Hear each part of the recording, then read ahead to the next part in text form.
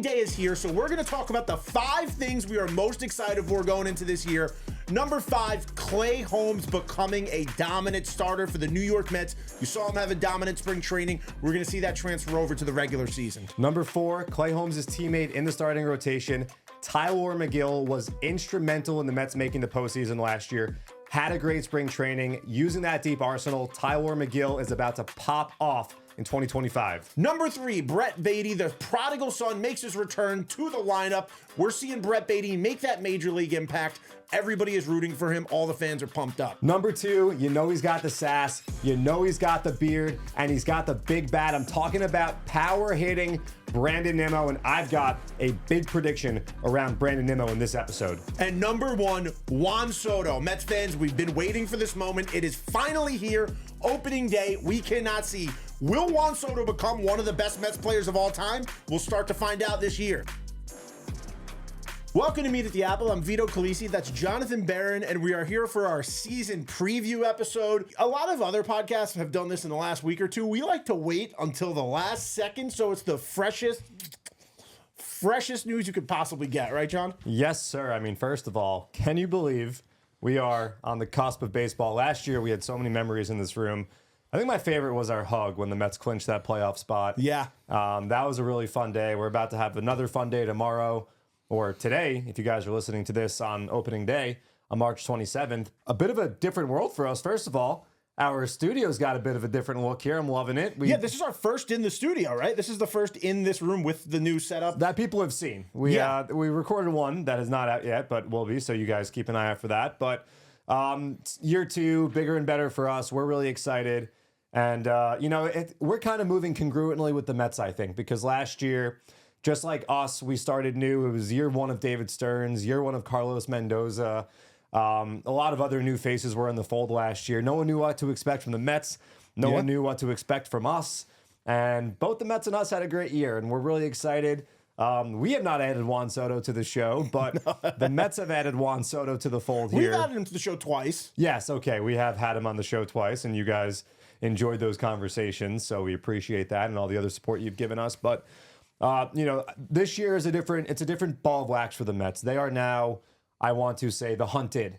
Yeah. After they, win around, make the playoffs last year, win the NLDS against the Phillies that had such a great regular season, and then go to Game 6 of the National League Championship Series, and of course, have the big offseason they had, adding Juan Soto, retaining Pete Alonso, retaining Jesse Winker, retaining Sean Manaea. But they're going to do it in many different ways this year than they did last year. So we're going to talk all about that. You mentioned other shows and their podcasts. They're all doing what? Bold predictions? Yeah, bold predictions for 2025. So maybe we'll do some like lukewarm to raging hot predictions, because I've got a variance of predictions to share. Not bold, though. Not bold. No. I'm more of an italicized guy. What about bald predictions? Nope. Nope.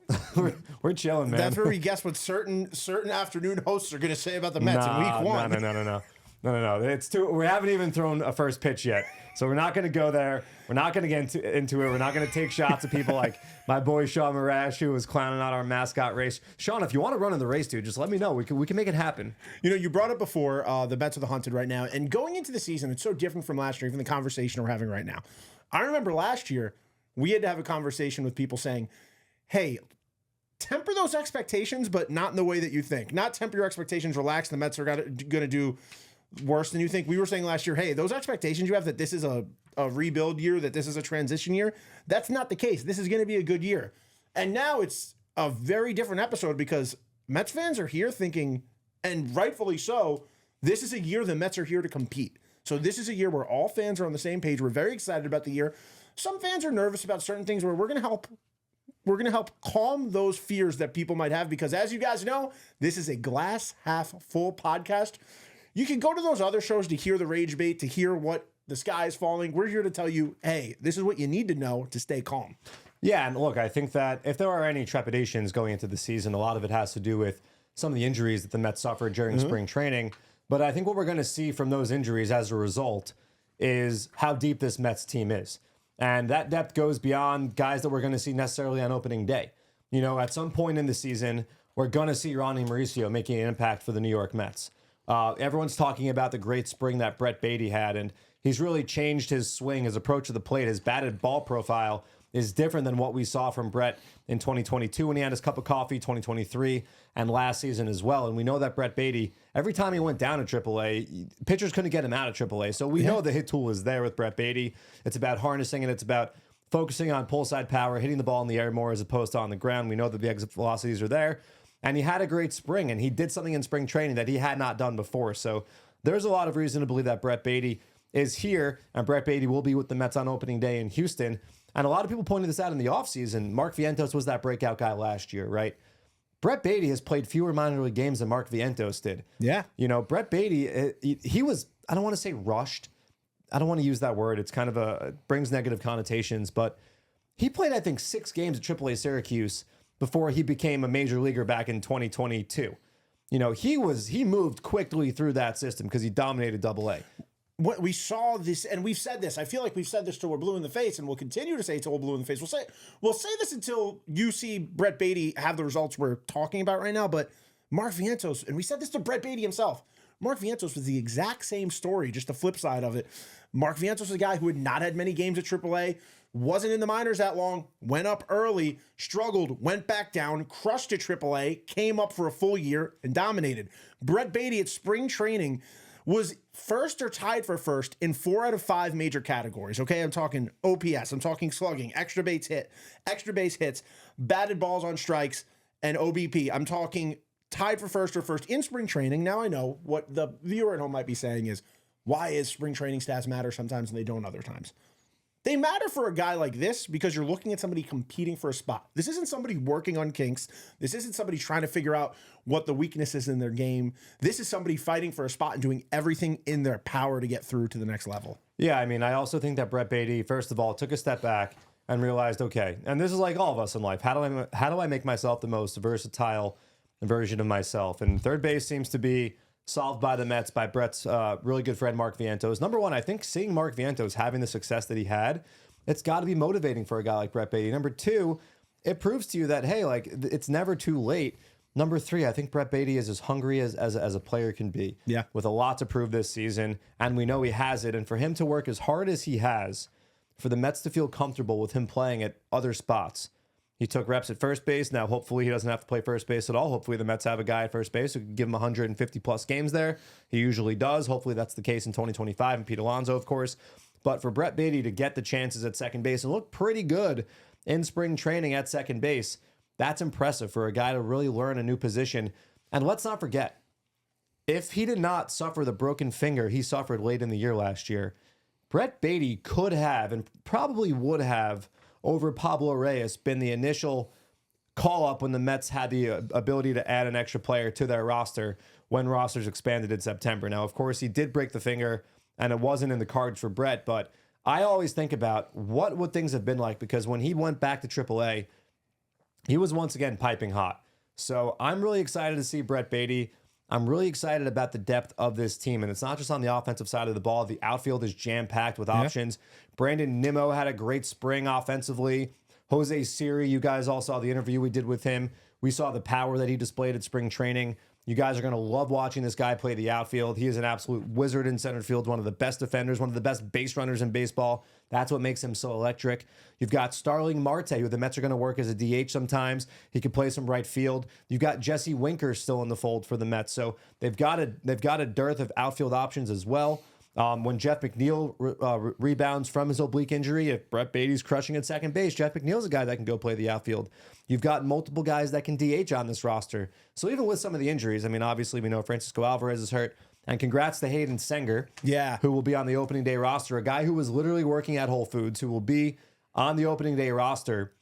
Him and Terens will be shutting down that running game. That really stood out to me with Hayden Senger in spring training. There's no fall off there defensively behind the plate. I'm excited to see Hayden Senger working with this starting rotation, working with the guys in the bullpen to keep base runners at bay.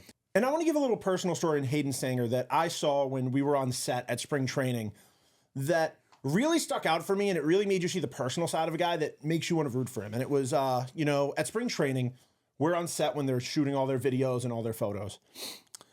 Hayden Senger was on set doing his piece that you will see this year. You will see in the board. And after he finished, I was walking him to his next spot, and he was like, man, those are really cool to do. I've never done that before. And he was like, you never know if these are going to get used, and it's so not me, but it's so cool to just like think to like that you might look up and see yourself up there.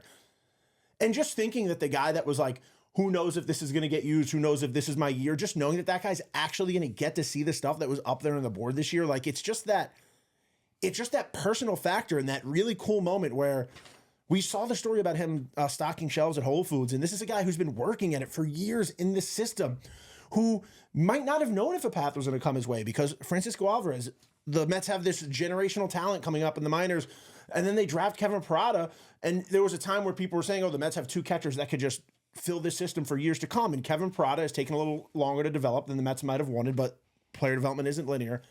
But you're Hayden Senger, and you finally get your chance. I mean, it's one of those things where it's how can you not root for a guy like that? Of course, but the Mets believe in Hayden Senger, because if they didn't, they wouldn't be breaking camp with him as the backup catcher. They would have probably gone outside the organization, whether it's seeing what other teams do with their roster construction as teams have to cut down to 26, or making a deal for someone, giving up an asset. But the Mets felt comfortable with Hayden Senger, giving him the nod to be on the opening day roster. And like you said, it's a testament to his ability to stick with it. And we're excited to see him. I want to go back real quick to the outfield. I got my first take here, my first prediction. Bold prediction or a hot prediction or lukewarm? This is like on the heat scale. I'm going to go with 6.5. Okay. Talked about the outfield before and the dearth of options the Mets have. I love the word dearth. I say it all the time. I don't even know if is that actually a word. I'm not sure. I've never heard it before. I think it's a word, but I'm going to keep saying it. Brandon Nimmo is going to set a career high in home runs this year. You said it to his face, didn't you? I did, but I didn't say it to everyone else's face, so I'm saying it to your faces now, or your ears if you're just listening. But tune in, because we got a nice studio here on YouTube. But yeah, Brandon Nimmo is going to set a career high in home runs. When he re-signed with the Mets, I said this back then, he was a guy who had a higher ceiling for more power, and he was very passive. And I know he had a conversation with Joey Votto famously a few years ago where Joey Votto said to him, hey, 3-0 pitch, grip it and rip it, baby. And I think Brandon Nimmo is trying to, hit with a bit more thump, and he's not the leadoff hitter anymore. Now that spot belongs to Francisco Lindor, and in spring training, when he started to play regularly, he was hitting in the middle of the lineup. And I'm really excited about the construction of this Mets lineup. And we talked about this at Mets House, where I don't think protection is a guy behind you. I think in many ways the protection is a guy in front of you. And having Juan Soto in front of the trio of Alonso, Nimmo, Vientos, maybe not necessarily in that order, but probably those three coming after Juan Soto. Soto is impossible to get out. If you retire Juan Soto, it's because, he either hit one right at a defender, or, maybe he rolled one over. But other than that, like, you're not getting him to chase. He's not going outside of the strike zone. He's going to make you come where you don't want to come. And he's going to foul pitches off, and he's going to stare you down. He is going to make you angry and frustrate you. And by the time you're done with Soto, even if you do get to, roll him over. And I remember thinking about this in the World Series. It's crap. How many batters are we away? Because I was on the Dodgers side, obviously. I was using the term wait. How many batters are we away from Soto? Because once he comes up, there's going to be a runner on base, whether he gets a hit, sprays one up the alley, down the line. Like, is it a single? Is it a double? Did you walk? There's going to be a runner on. And if there's not a runner on, you probably threw at least 6 pitches, 7 pitches, 8 pitches in the pitch clock era. You're exhausting the opposing pitcher, and the guys behind him are either hitting with a man on or facing a pitcher who's tired and also just showed his best hand trying to get Juan Soto out. So I think everyone that hits behind Soto is going to benefit, Brandon Nimmo especially. Yeah, dude. I mean, I hate to just go off on something completely, but as you were talking, I was just thinking about the lineup, and it was just really sinking in right now that we're watching baseball tomorrow. And baseball that matters. I just got so excited right now, and there's so many different people. I mean, look, we haven't even talked about the polar bear in the room right now, Pete Alonso. We're getting to see this lineup that we've kind of fantasized for years, seeing Francisco Lindor, Juan Soto. We've been talking about Juan Soto to the Mets since 2019 when he put up that picture here at Citi Field and thinking, imagine if he were able to come over here at the end of this contract.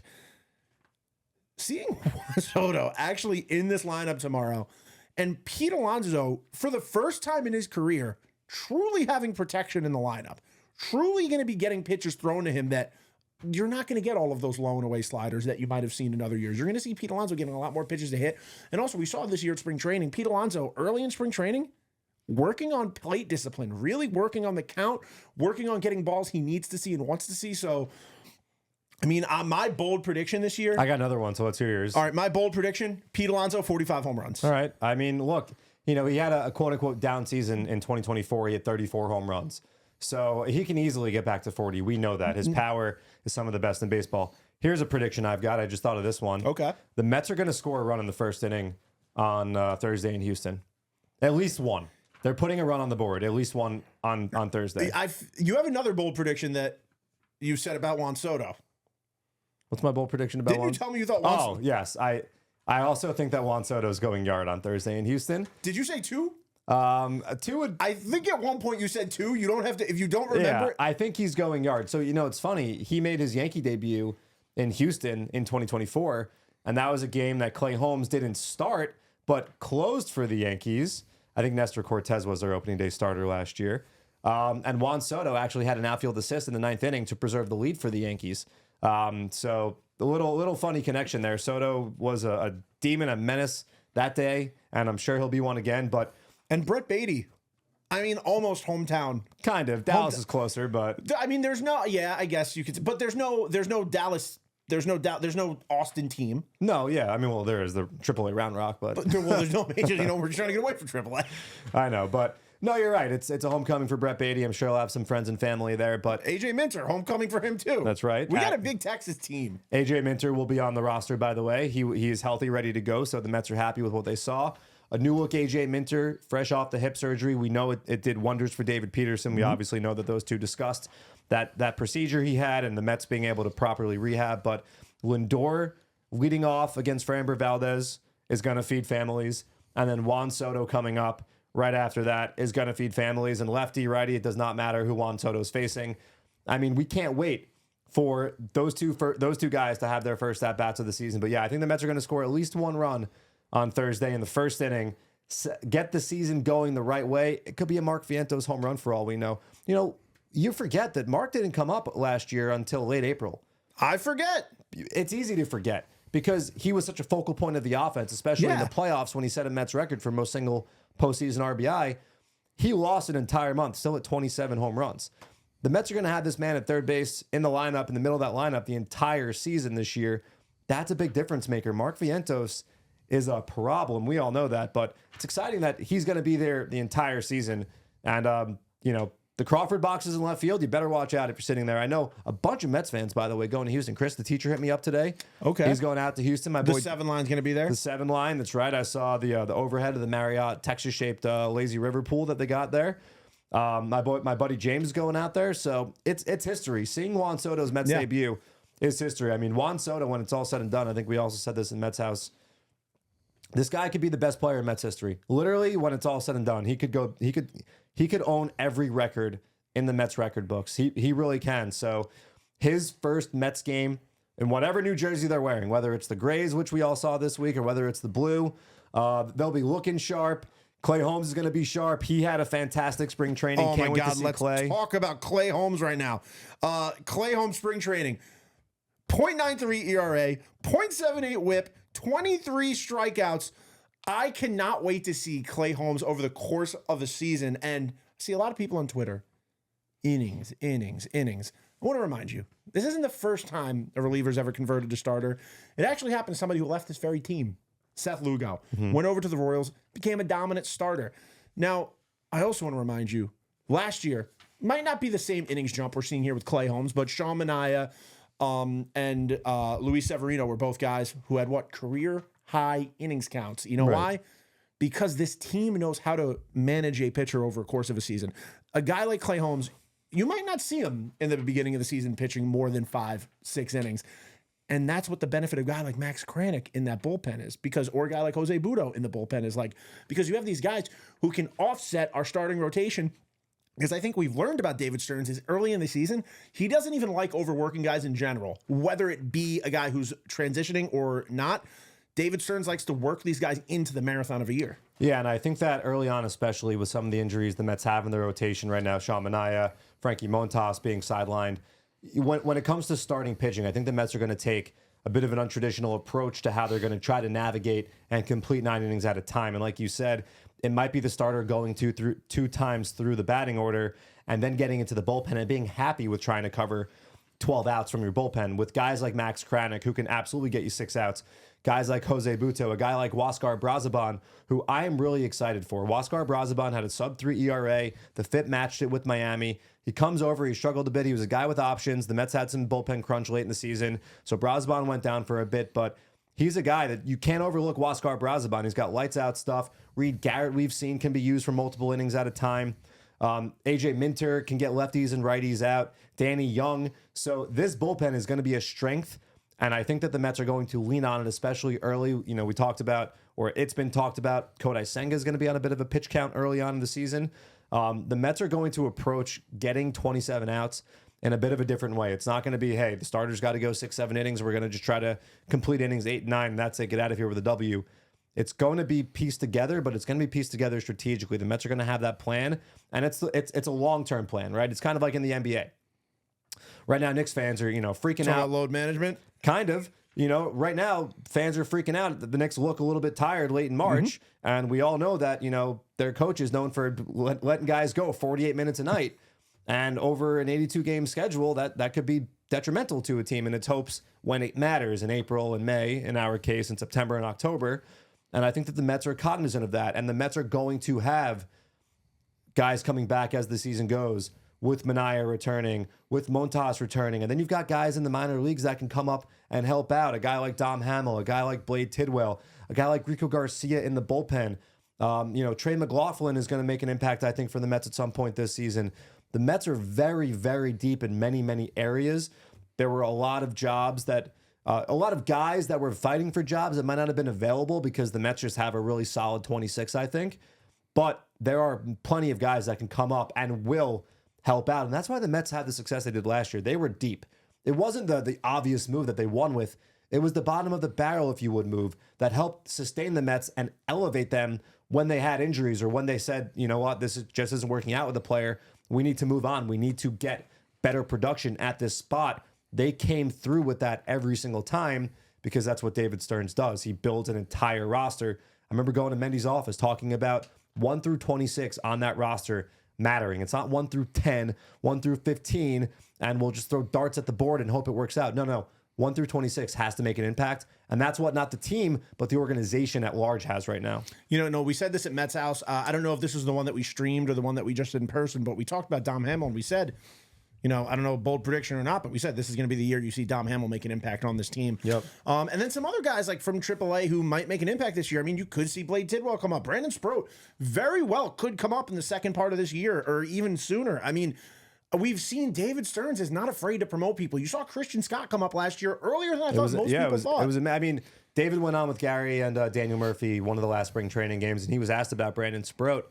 And he isn't putting a timeline on it, and he gave a great answer, the right answer, which was let Brandon Sproat have a lot of success in AAA. When he does, we'll know that he's ready. He dominated AA. He forced the promotion, 2 promotions last year. Yeah. Struggled a bit when he got to AAA, but we've talked with him. We've talked to many other guys how it's a different ball game completely at AAA.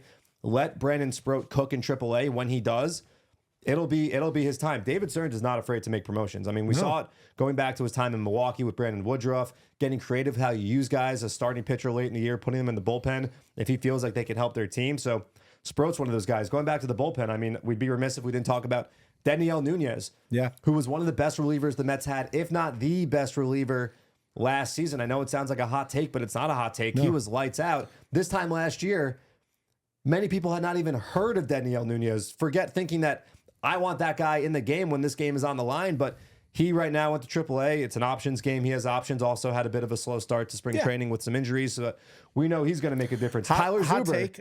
Hot take from last year, I just want to say. Yeah. Daniel Nunez, I think even with the Lindor injury, I think Daniel Nunez, biggest injury of last year. Losing him really hurt. It shortened the bullpen a lot, and it put a lot of strain on other guys where, Mendy had to go to the arms he trusted, and eventually you run out of gas. When you're playing in the playoffs, you're playing virtually every day, and every single pitch is high stress. And, it's tough to sustain that over a tough 4-game series against the Phillies, and then, face the Dodgers with their potent lineup as well. But Tylor Zuber is another guy. Chris Davinsky, another guy. Sean Reed Foley, another guy. Yaxel Rios, who we saw throwing 100 in spring training, another guy. Justin Hageman, another guy. Then you want to talk about some sleepers. Talked about Dom Hamill. Talked about Blade Tidwell. Jonathan Pintaro pitched for the Mets in the Arizona Fall League. Unsigned or undrafted. Was playing indie ball. Scouted by the Mets. Went to Brooklyn. Dominated. Went to Binghamton. Had a lot of success there. Jordan Gieber now throwing 98. Pintaro, real quick, had a great spring breakout game as well. There you go. The Mets believe in a guy like Jonathan Pintaro. Jordan Gieber now throwing 98. A great story. A guy who was a little under the radar. Was in a car accident when he was in college. Undrafted, signed by the Mets. Helped the Rumble Ponies get to the playoffs in 2023. Like I said, now throwing 98. Nasty slider. Another guy right there. Luis Moreno, who many fans are not familiar with. Dominated 2 years ago with Binghamton, pitched for AAA Syracuse last year, had a great spring training, as I've seen some people online refer to him as a stuffed demon. And then you got a couple other guys who I want to talk about. And really, I'm almost as excited for the minor league season as I am for the major league season, because this is all coming together beautifully for the Mets to turn into that dynasty that you and I talked about right when last season ended, with the major league acquisitions, the Sotos, your cornerstones, the Vientoses, the Nimmos, Pete Alonso's here, and then the minor league system and all those things coming together cohesively. Nolan McLean, who is a very exciting young prospect with some of the best stuff in the system, and Jonah Tong, who had a huge spring, who is on everyone's radar now, who pitched brilliantly in the spring breakout game. There were many videos of him from the backfields and the Mets player dev Twitter account. Just a lot more fanfare, a lot more press around Jonah Tong's name. The nasty hook, the fastball with the incredible shape, huge numbers, induced vertical break. So both of those guys, I'm not saying that Jonah Tong is going to make an impact in the majors this season necessarily, but it's all coming together in this organization. Pitching side, hitting side. Jet Williams, it's a big year for Jet Williams. He was truly one of the best players in minor league baseball a couple years ago. On base percentage over 400, demon on the base paths. Couldn't stay healthy last year. Yep. From the jump, had the wrist injury. He got out of the gate off on the wrong foot. He's going to play up the middle, second, short, center field.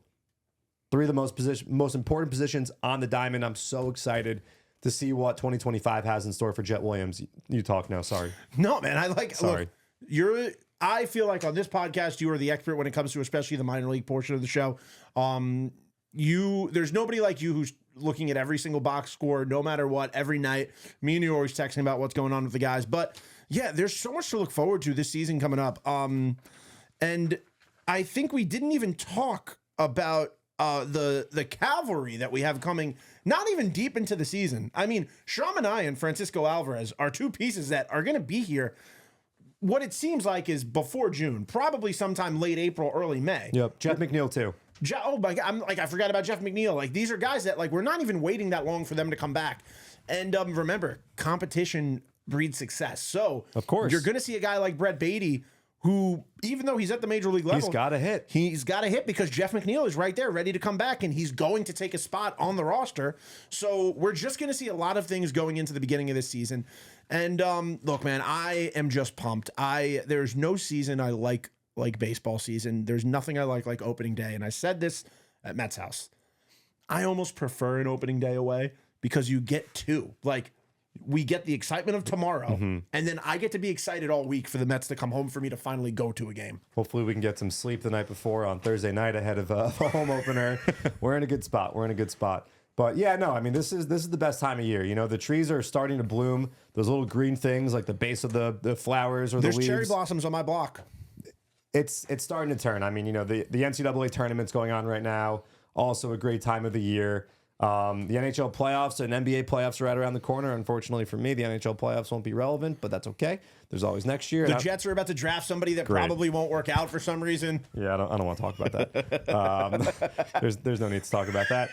But yeah, I mean, we're here, we're back, and cherish it, guys, because it goes fast, right? Like I remember doing our opening day or our preview episode last year, and you blink, you look up, it's late April, and you blink and you look up and it's Memorial Day, and then school's out, and then it's August, and then next thing you know, you're in a playoff race, and it goes fast. But at the same time, it is a marathon, and I'm excited to be with you for every series conclusion, series finale. And we will be doing some of those live. We will be. You guys have been enjoying the live episodes we've been doing. We won't be stuffing our faces with food like we did at What's New on Tuesday, but I mean, maybe, I do have a post-game snack usually, so I guess I shouldn't guarantee that there's going to be no food eaten. But yeah, if the team's home, you might see us pop on live and say, hey, let's just do this right now. Why wait for the morning for you guys to hear what we have to say? 100%. But, I think right now, out of the gate, even with the injuries, the Mets are still a very whole team in all aspects of the game, defensively as well. Very excited for that. Juan Soto talks about, we all know the bat, but his goal, he said, is to win a Gold Glove. He's got a great arm. I think right field at Citi Field's a little bit easier to navigate than at Yankee Stadium, and he's gonna excel there. And it's just this is it. Here we go. So now I've got my big prediction. Okay. So I've been thinking about this one, and you can attest to this. You can validate this. I've had a good feel for what the Mets are going to be since you and I have known each other. Yes. Going into the season. I will say this is our third season together. 23, 4, 5. Yeah. So you're 2 for 2 with predictions for how the Mets were going to finish. And I went the other way from what the majority of people were saying. Yeah. And before 2023, everyone expected them to just, waltz to 100 wins again like they did in 2022. I wasn't there. I was not there. And it was not a 100-win season. Season was over by June. And then last year, I liked the direction of the team. It was I don't want to say Moneyball, but it was a cohesive unit. Again, 1 through 26 on the roster was going to make an impact, going to make a difference. The offense has only gotten better. The Mets are going to have a full year of Jesse Winker here. Jesse Winker was one of the best on-base guys in the National League before he came here. He continued that. I really think that Brett Baty is going to have a breakout season. I do think what we saw in spring training is real. I think that Brett Baty has figured something out at the plate. Not that he's figured it out. I think that it's always been there for Brett Baty. And I think figured it out is fair because you're figuring out at the major league level. Sure. But just real quick, back to you were saying about the DH. And I'm using these words very, very specifically. We finally have one. This is to start the season on opening day. Right, because JD Martinez wasn't here on opening day last year. This is the first time we have had somebody at DH that is not just a placeholder, that is not just a fill in the blank. Right. This is the first time we have a DH that is here to do a specific job and that we have a lot of trust in. And it's taken since 2023, but we're here. Right, and it's a valuable position for a team. It really is. Whether it's getting a guy off his feet and, giving him a blow and only letting him, he doesn't need to go out and play 9 innings defensively. So whether it's Marte, whether it's Winker, whether it's Vientos, whether it's Baty, whether it's Nimmo, whether it's, whoever it might be, if it's Alvarez when he first comes back, it's a really, really nice, it's a huge luxury to have. And, the Mets are so deep that they will always have a good, viable bat option there. But the starting pitching, I think, is going to be great. We didn't even talk about Tylor, Megill or Griffin Canning. So I really quick want to talk about the two of them. And, everyone talks about the pitching lab and unlocking guys. For Griffin Canning, his four-seam fastball is not his best offering. It's just not. And the Mets, obviously, when they were scouting him, evaluating him, identified that. And it's more, hey, your changeup is your best pitch. Your slider is your best pitch. Let's make that a cutter instead of a four-seam fastball. Let's try to jam lefties. And to righties, let's throw the sinker more. Let's not throw the sinker as much to the left-handed hitters. Griffin Canning, making those adjustments. I mean, the Mets saw Griffin Canning last August. Yeah. He shut them down over 8 innings. So, Griffin Canning, taking him, having him throw his best pitches and having him have success with those best pitches, that's what you want. Tylor Megill, what's been the two bugaboos for Tylor Megill?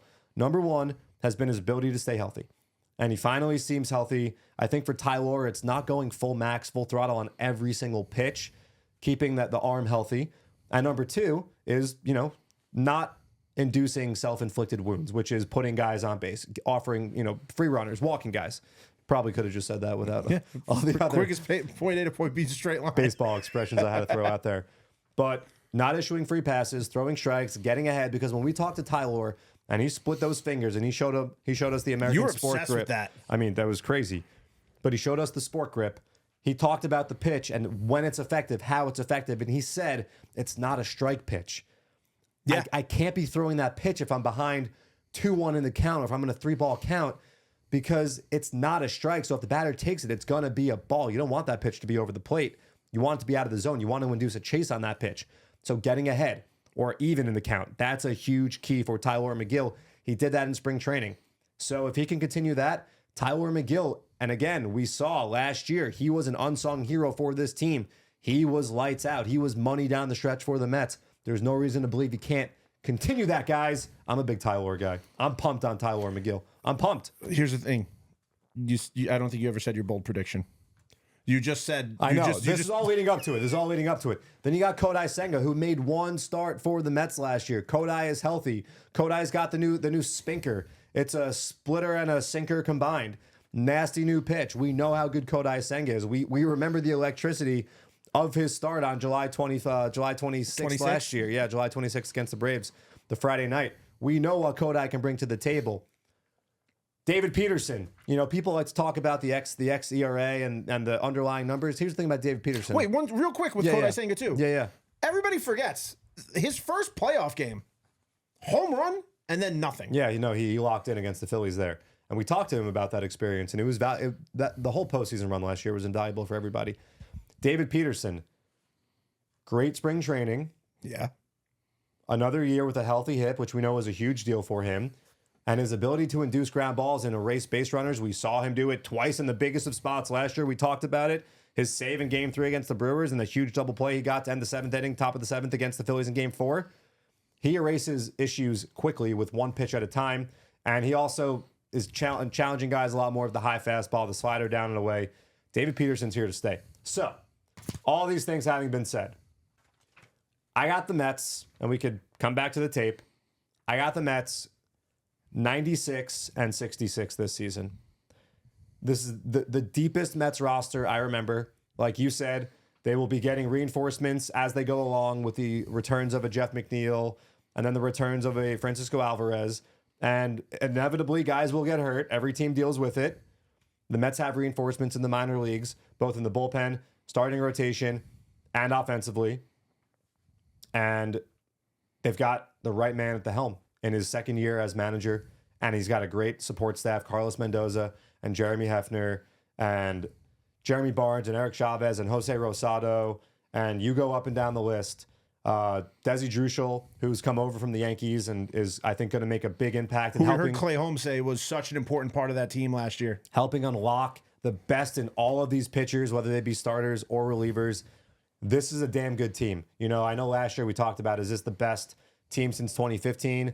This could be the best Mets team win-loss wise that we've seen in our lifetimes. I know it sounds crazy, but like I said, it is all coming together. Steve Cohen's plan of... And when you say that, just to clarify, you're saying above your 96, because obviously the Mets have done, but you're saying that the Mets, you're saying that that's just what you see as like the median. You're saying that there's an even higher ceiling. 100% there's a higher ceiling. I 100% think that there's a higher ceiling for this team. Between the reinforcements and the infusion of talent the Mets are going to have from the minor leagues, the homegrown talent that they've drafted, developed, and we know that this is a front office that will be aggressive with plugging holes and promoting guys that they think that they are ready to make an impact and help win Major League Baseball games. And the additions and the retentions at the Major League level, the Jesse Winkers, of course, the Pete Alonsos, the Juan Sotos, bringing back Manaea, you name it. It's all coming together according to plan. And I think that this right now is the beginning of, we talked about it, and this is it. It's happening. The Mets dynasty budding. It doesn't happen overnight. Steve Cohen bought this team in 2020. Year one was 2021. Step one was acquiring a cornerstone in Francisco Lindor. But that was step one. It takes a while to build from the ground up. This minor league system is flourishing. It is flooded with talent, a lot of which is now starting to knock on the ceiling and will push up, whether it be a McLean, a Tong, Tidwell, Hamill, Sproat, just on the arm side of things. It's going to be a really fun year here. And we know that the Mets have broken ticket sales records. We know it's going to be a packed house every single night. We've got a whole lot of fun planned for you guys here at Citi Field. We know that there's games in the middle of the summer that are already like almost done. Yep. As far as tickets go. So get your tickets now, guys. This is the place to be this summer. We know that. I can't wait for next week, but I can't wait for today. I can't wait for later today because you're listening to this. It's the morning. But Jon, I like your prediction. I'm excited, and I've put my trust in you the last 2 years. Although I think we've both agreed, weirdly enough, the last 2 years we've both been on the same page of like 23 not feeling so good, and last year, like I came in saying it felt like 2015. It didn't end as good as 2015, but I believed in that team last year. There's a beautiful mix of youth and veteran presence here. This isn't like 2016. Oh, no, I mean, No, no. The but 2016 Mets were relying on Kelly Johnson at one point. But what I'm saying is, it's not like that year where 2016 I came back in and I really didn't feel the hype of the year before. But the Mets were relying on guys. Yeah. And this is no offense to anybody, but like Eric Campbell's and and James Loney was starting at first base. The down Mets the did stretch nothing there. to add. All they did was re-sign Yoenis Cespedes. Yeah, they brought back. I mean, the Mets added the best hitter in baseball this offseason, and they added him to an already really, really deep lineup. So I'm pumped. I'm ready to get out there and watch some baseball games and root for this team and just have a great summer with you guys watching along. Edwin Díaz, gonna have a huge season as well. Edwin Díaz, who gonna have a big season, big season. All right, guys. Well, look. Thank you guys for listening. You can follow this podcast, Apple, Spotify, wherever you get your podcast. I'm on Twitter at Vito F. Khaleesi, Jon at JMB9191. Let us know in the comments, how are the Mets going to do this year? Put your prediction below. What's the record going to be at the end of the season? Do you agree with Jon? Do you have your own? Let us know, guys. See you next time at the Apple.